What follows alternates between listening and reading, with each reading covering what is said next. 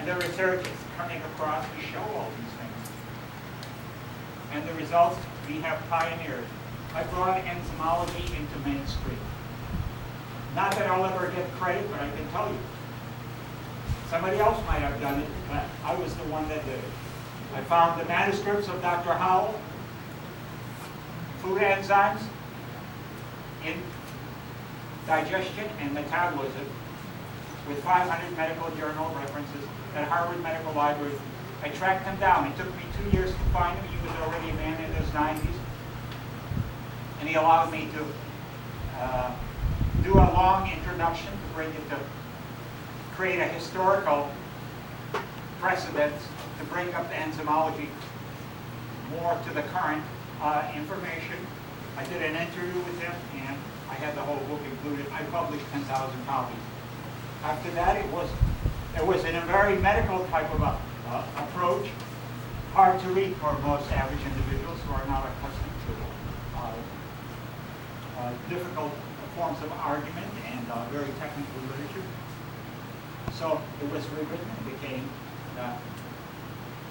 became food enzyme, nutrition, enzyme nutrition by Dr. Howell. Avery Press published it. But it's the first book to come to the world on enzymology. I was the publisher. And it has been entitled, it's available in this field. It's called Food Enzymes for Health and Longevity.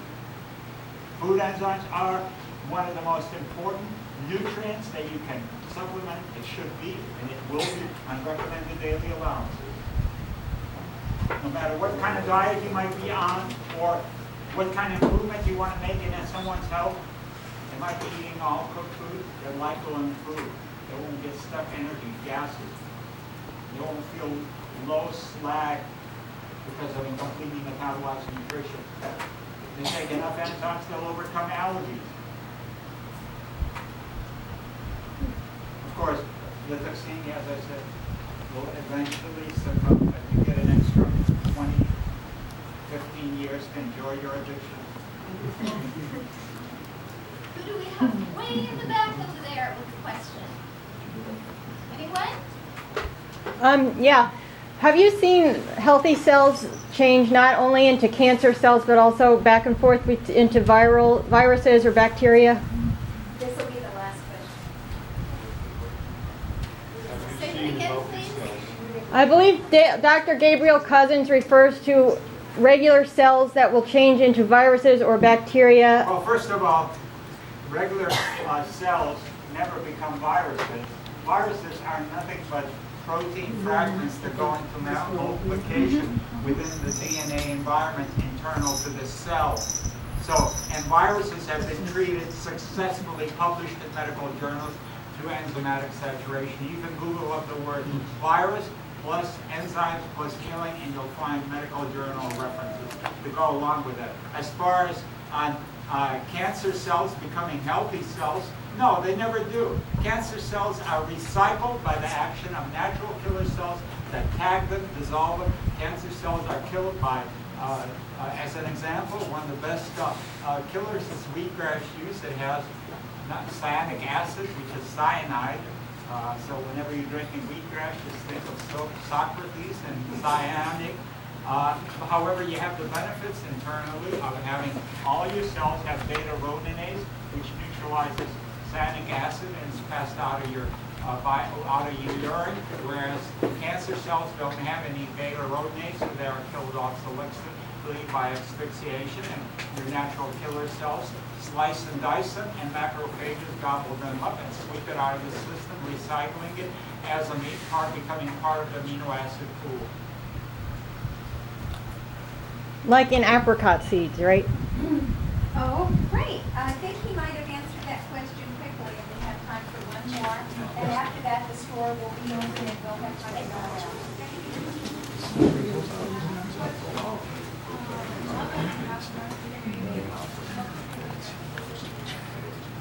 If mother what? Well, usually the mother can nurse, but let's assume that what would be an excellent choice would be basically What's the question? Wrong. Mother, for feeding an infant indicates the mother is for some reason not available or incapable of producing adequate or producing breast milk. Raw goat's milk is really one of the best choices. I've seen nothing but exceptional results where fathers were taking on nurturing and raising infant children to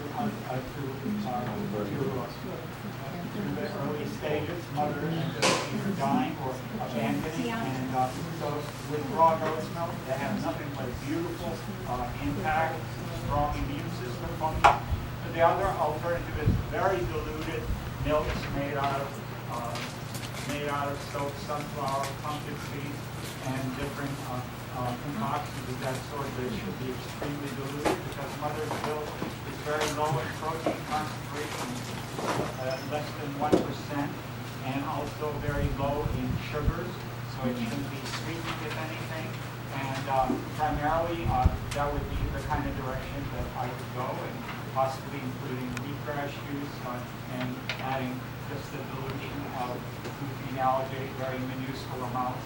These are the kind of components that I would say, as well as microbial cultures, because within mother's breast milk, you do get an implantation of microbial cultures that help improve the overall gastrointestinal environment and keeping that system strong in probiotics and having it free of the gas-forming pathogenic microbes.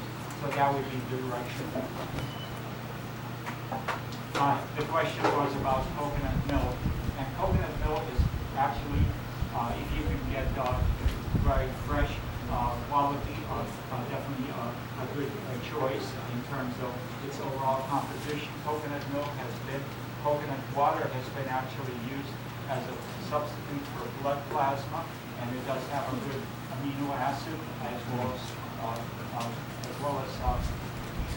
profile of essential fatty acids, as well as adequate sweetness. I met a man who looked extremely big and robust, and he showed damages on his face in Puerto Rico. Puerto Rico, most people are quite small in stature, and he was much bigger.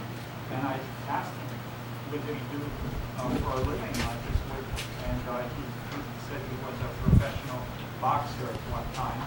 He had retired, won the awards, and I said, how come you're so different from the rest of the Puerto Ricans? What was your dietary habits?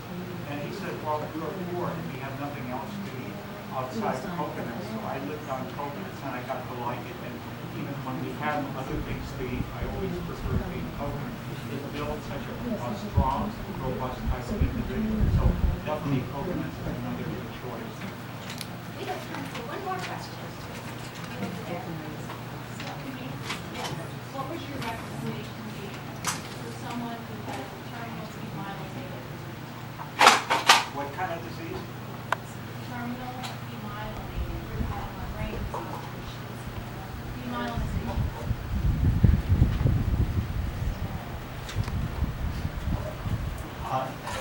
Such individual would be following a protocol very similar to any other condition, which is basically alkaline-enzymatic nutrition, and an emphasis should be on green vegetable soups, raw soups, with blue-green algae enzymes to build up your ability to reproduce the production of the nerve sheath. It's the result of acid dietary habits, which is causing dissolution of rapid breakdown of your neurological internal skin, as well as also having an adequate amount of amino acid profile with enzymatic exhaustion, so you can't produce healthy tissue. It's an abnormality that is a result of acidic condition of the skin.